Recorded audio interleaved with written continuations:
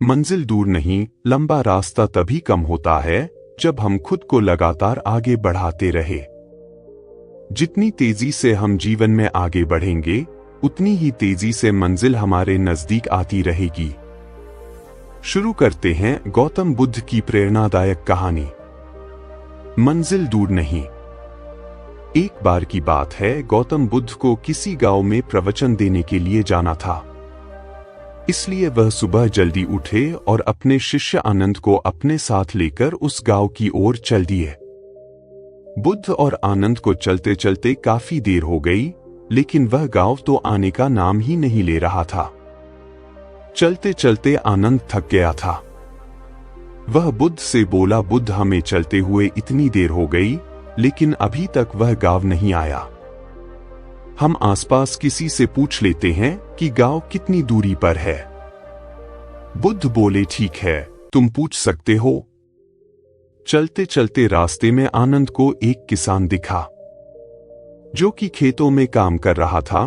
तभी आनंद उसके पास पहुंचा और बोला, हमें उत्तर दिशा में जो गांव पड़ता है उस तरफ जाना है। अभी हमें कितना वक्त लगेगा? किसान बोला, बस 2 किलोमीटर है, आने ही वाला है। ऐसा सुनकर आनंद की जान में जान आई। वह सोचने लगा, चलो ठीक है, कुछ ही देर में हम गांव पहुंच जाएंगे। वह किसान बुद्ध को देखकर मुस्कुराया और बुद्ध भी उसे देखकर मुस्कुराए। आनंद दोनों के मुस्कुराहट के पीछे छिपे भाव को नहीं समझ पाया। बुद्ध पहले भी उसे गांव में गए हुए थे, इसलिए वह जानते थे कि वह गांव अभी बहुत दूरी पर है। अब चलते चलते उन्हें और देर हो गई। रास्ते में आनंद को एक अम्मा दिखाई दी जो कि सर पर लकड़ियों का गट्ठा लेकर चल रही थी। आनंद ने उन्हें रोका और पूछा, अम्मा, हमें उत्तर दिशा में जो गांव पड़ता है उधर जाना है, हमें कितना वक्त लगेगा? अम्मा बोली, बेटा, बस 2 किलोमीटर दूर है। अम्मा बुद्ध को देखकर मुस्कुराई और बुद्ध भी अम्मा को देखकर हल्के से मुस्कुराए। आनंद को फिर समझ नहीं आया कि आखिर यह दोनों एक दूसरे को देखकर क्यों मुस्कुरा रहे हैं। फिर काफी देर चलने के बाद आनंद को एक तीसरा व्यक्ति दिखा। आनंद ने उससे वही सवाल किया और उसने भी यही उत्तर दिया कि गांव बस 2 किलोमीटर दूर है। आनंद अब बहुत ज्यादा थक गया था, इसलिए उससे रहा नहीं गया। उसने गुस्से में अपना झोला फेंका और बुद्ध के सामने हाथ जोड़कर बोला, बुद्ध, मुझे माफ करो, लेकिन अब मेरे भीतर तनिक भी चलने की हिम्मत नहीं है। जिससे भी पूछो वह यही कह रहा है कि बस 2 किलोमीटर दूर है, लेकिन हमें चलते चलते इतनी देर हो गई। हम सुबह निकले थे, अब सांझ हो रही है, लेकिन फिर भी गांव है जो वो आने का नाम ही नहीं ले रहा। बुद्ध बोले, धैर्य रखो आनंद, कोई बात नहीं, मैं तुम्हारी परेशानी समझता हूं। तुम्हारी तरह मैं भी बहुत थक गया हूं। बगल में एक पेड़ है, रात भर हम उधर विश्राम करते हैं और सुबह गांव की ओर निकल जाते हैं। ऐसा सुनकर आनंद को थोड़ा चैन मिला। वह और बुद्ध दोनों पेड़ के नीचे आराम से बैठ गए। आनंद बोला, बुद्ध, एक बात समझ नहीं आई। जिससे भी मैंने रास्ता पूछा सभी 2 किलोमीटर कह रहे थे। यदि सच में रास्ता 2 किलोमीटर की दूरी पर होता तो हम कब का पहुंच जाते। बुद्ध बोले, आनंद, मैं इस गांव में पहले भी जा चुका हूं। यह गांव 2 किलोमीटर नहीं, 20 किलोमीटर दूरी पर है, जिसमें 6 किलोमीटर हम पार कर चुके हैं।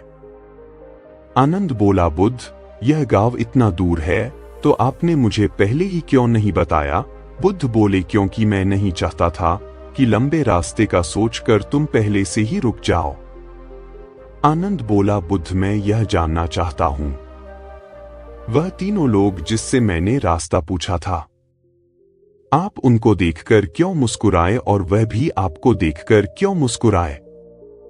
बुद्ध बोले, वह मुझे और मैं उन्हें देखकर समझ गया था कि हमारा काम एक ही है, दूसरों को आगे बढ़ाना। जैसे मैंने तुम्हें नहीं बताया कि गांव 20 किलोमीटर दूर है, वैसे ही वे तुम्हें नहीं बताना चाहते थे कि गांव अभी बहुत दूर है, लेकिन उन तीनों ने मिलकर हमसे 6 किलोमीटर का रास्ता तो तय करवा ही दिया।